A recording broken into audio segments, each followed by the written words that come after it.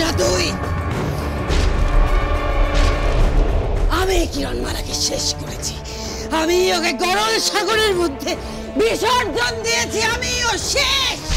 আমি নির্বোধ, তুমি অবোধ। অবোধ তুমি, কটকটি মহারানী ত্রিলোকেশ্বরী। বেঁচে আছে কিরণ, এ আমার সত্য বচন।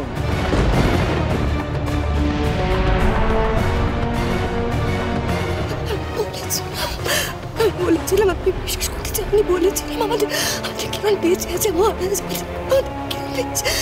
কিরণ মরতে পারে না, কিরণ মরতে পারে না। ওর হাতেই যে রাক্ষস কুলের বিনাশ লেখা, ওর হাতেই লেখা আছে। না, সত্যি হতে পারে না, হতে পারে না, সত্যি হতে পারে না।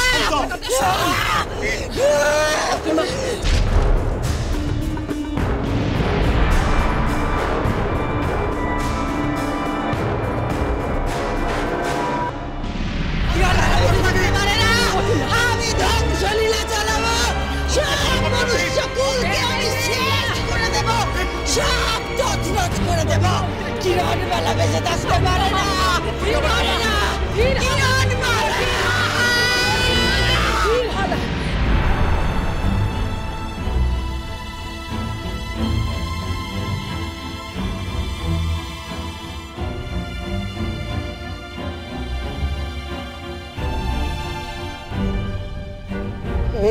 কি আমি কোন দেশদ্রোহিতে যুক্ত হলাম বাবা, যে আমার গৃহের বাইরে সিপাই, মন্ত্রী, রাজা সব দাঁড়িয়ে। ছি, এভাবে বলে লজ্জা দিও না আদিমা। দেশের রাজা নয়, একজন সাধারণ পিতা তার সন্তানের খোঁজে তোমার গৃহে এসেছে। আমার গৃহে? শুনলাম কুমার নাকি এদিকেই এসেছে, তাই।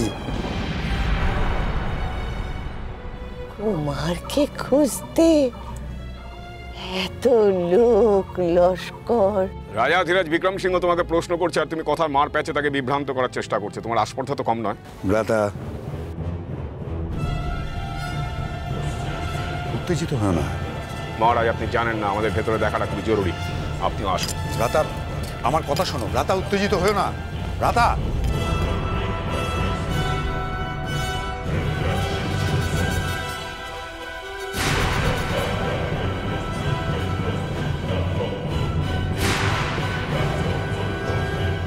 মহারাজ আমায় মার্জনা করবে। ব্যঙ্গ করছো মহারাজের?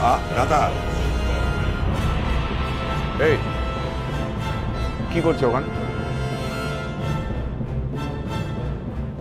সোজা হয়ে দাঁড়াতে পারো না? আগে রাজ পরিবারের নই তো, সারাদিন অভুক্ত, প্রয়োজন একটু আরাম, তাই নিচ্ছি একটু বিরাম। এক্ষুনি উঠে পড়ো, নইলে চিরদিনের মতন শুইয়ে দেবো। শান্ত হও ভ্রাতা, দয়া করে শান্ত হও। ও যদি বসে একটু শান্তি পায় তো বসুক না, তাতে আপত্তি কিসের? আদিমা, তুমি আমার অনুজ ভ্রাতার কথায় দোষ নিও না। না, আজ উৎসবের দিন, দেশে আধার কেটে গেছে। আমরা আজ আবার আলোর মুখ দেখেছি। আমি তো তাই ভাবছি, অকাল বোধন হলো কি করে? সবই ঈশ্বরের কৃপা। আদিমা, আমার এখন একটাই দায়িত্ব, কুমারের হাতে অমৃতের ভার তুলে দেওয়া।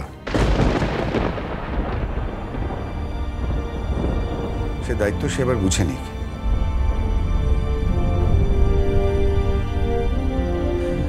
তুমি তো সবই জানো। এক বিন্দু অমৃতে মুমূর্ষু রোগী সুখ শক্তি ফিরে পাবে।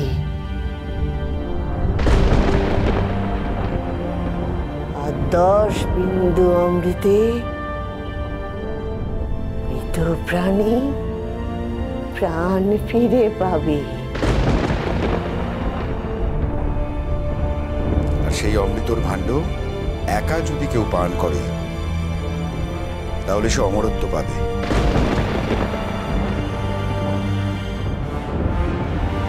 যুগ যুগ ধরে আমাদের পূর্বপুরুষরা সেই দায়িত্ব পালন করে এসেছে। এবার কুমারের পালা।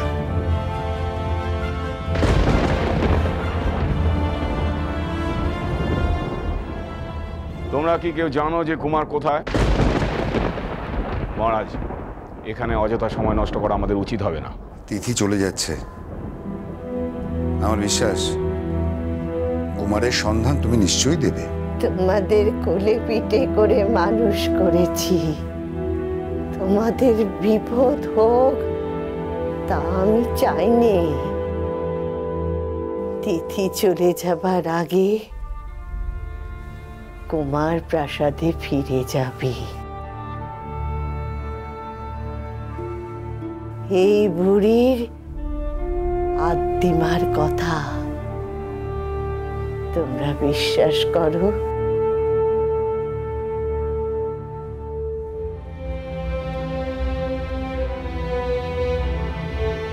আমি তাহলে নিশ্চিন্ত মনে বিদায় নিই। আদ্যিমা যখন সবই জানে। শুধু আদ্যিমা জানলেই হবে না মহারাজ। উত্তেজিত হও না ভ্রাতা। রানী আম্রপালির পরমান্নের গন্ধে গন্ধে কুমার ঠিক চলে আসবে। কি আদ্যিমা, ঠিক বললাম না? মহারাজ দেখছি অন্তর্যামী। এসব ভ্রাতা, আমাদের এখানে আর থাকার কোনো প্রয়োজন নেই। এসো।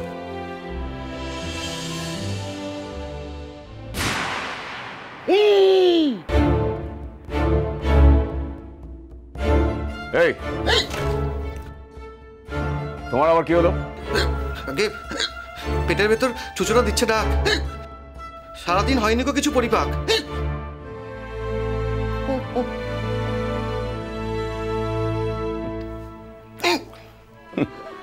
চলুন মহারাজ।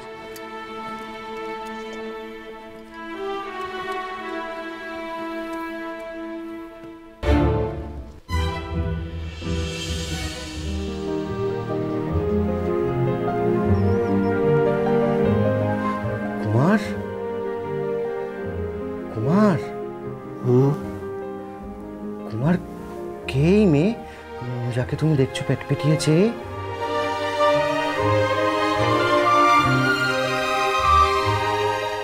এমন সৌন্দর্য আমি আগে কখনো দেখিনি। এ কি পরী না অপ্সরা? জিনও হতে পারে।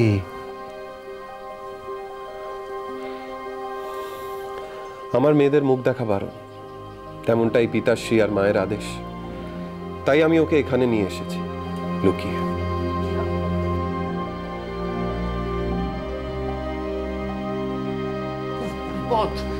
কুমার, কুমার বলছি, তুমি দেখছি বাড়াবে বিপদ। চলো না, চলো ফেলে দিয়ে আসি আপদ সম্পদ।